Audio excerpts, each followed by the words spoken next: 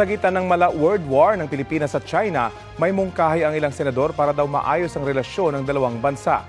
Detalye tayo sa balitang hatid ni Mav Gonzalez.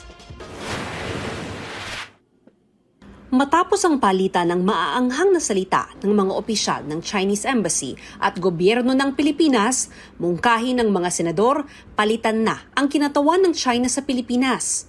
Mas maganda kung papalitan ng someone who is more diplomatic in dealing with the host country. Hindi na pa sinaan natin sa persona ng grata pero he's not, I don't think he is, they are, the current embassy officials of China are improving or helping improve the relationship between China and the Philippines. They should not be hostile. Nandito sila sa host country.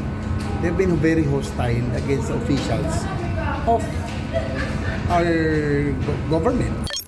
Bago nito, naglabas ang mga senador ng resolusyong kumukondena sa mga sinabi ng Embahada ng China laban sa mga opisyal ng Pilipinas na nagtatanggol sa karapatan ng Pilipinas sa West Philippine Sea. Sabi ni Senador Raffy Tulfo, hindi naman binabantaan ng Senado ang Chinese Embassy, kaya hindi niya anya naiintindihan kung bakit agresibo sila. O baka katang-isip lang nila. The resolution is no way a threat to any members of the Chinese Embassy. Silang aggressor dito. And yet, nakuha pa nilang maging sensitive. Come on. We're just expressing voice, the sentiments of the fisher folks na matagal lang naharas, nabubuli. Totoo naman yung mga pinanggagawa nila. Kasama na yung mga Philippine Coast Guard na kanilang hinaharas, kinakano, water cannon. Hindi ba harassment yan? Hindi ba pambubuli yan? Sabi ni Tulfo, dapat mag-usap ngayon ambassador to ambassador para maayos ang gusot sa pagitan ng dalawang bansa. Sabi ni Senador Kiko Pangilinan, punot dulo nito ay ang iligal na ginagawa ng China sa West Philippine Sea. Nagkaroon na ng arbitral ruling noong 2016, ayaw nilang kilalanin. Ayaw natin silang awayin, pero ayaw din natin at hindi tayo papayag na aagawin nila at manatiling narariyan sila illegal sa usapin ng ating exclusive economic zone. Yung bitiw nilang salita after our resolution ay patunay talaga na isa silang bully.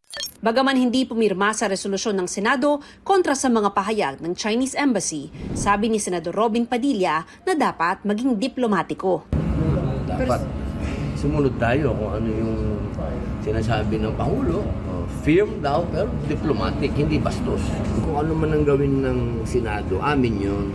Kasi hindi namin sinasama ang executive doon, hindi namin sinasama ang judiciary doon. Desisyon lang ng Senado yun. Kaya kung ano man yung posisyon namin, walang sino man ang pwede magsabi na mali yun. Desisyon yun ng mga senador eh. Pero ako, personal ako, hindi ako kasama doon sa resolusyon na yun. Kasi nga, ang gusto ko, tanggalin yung sinasabi na sinusuportahan si Tariela. Ang mungkahi ng mga senador nagmula sa bagong banat ni Chinese Embassy spokesperson Ji Lingping kay Senate President Tito Soto. Sabi ni Ji sa isang pahayag, kung tingin sa kanila ay bastos, ano na lang aniya ang mga senador na nagsabi sa kanila sa plenaryo na umalis na. Sinasabihan aniya silang hindi marunong rumespeto, gayong may mga senador na tumawag sa China bilang bully at sinabihan ang Chinese Embassy na bad guest at troll farm. Hindi anila sila mape-pressure sa mga pahayag o resolusyon at sasalagin ng anumang kasinungalingang sabihin laban sa kanila. Sagot ni Senate President Tito Soto sa huling tirada ng Chinese Embassy, nakakainis pag kinakantika at hindi ka kumikibo. Mas gusto raw niyang manginis na lang. Mav Gonzalez, nagbabalita para sa GMA Integrated News.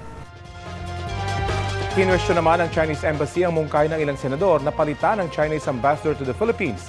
Tanong ni spokesperson Ji Lingping, ano bang tingin ng mga senador sa kanilang sarili? Alam naman daw nilang wala silang ganitong kakayahan pero patuloy pa rin anya ang mga senador sa pagpapanggap. Sino raw ba ang sinusubukang takutin at bantaan ng Senado? Ito raw ba ang tinatawag nilang respeto? Dagdag ni Ji Lingping, umaastang bata ang ilang politiko tuwing diplomatic affairs ang pinag-uusapan. Sana raw ay matuto silang intindihin kung paano tumatakbo ang diplomasya.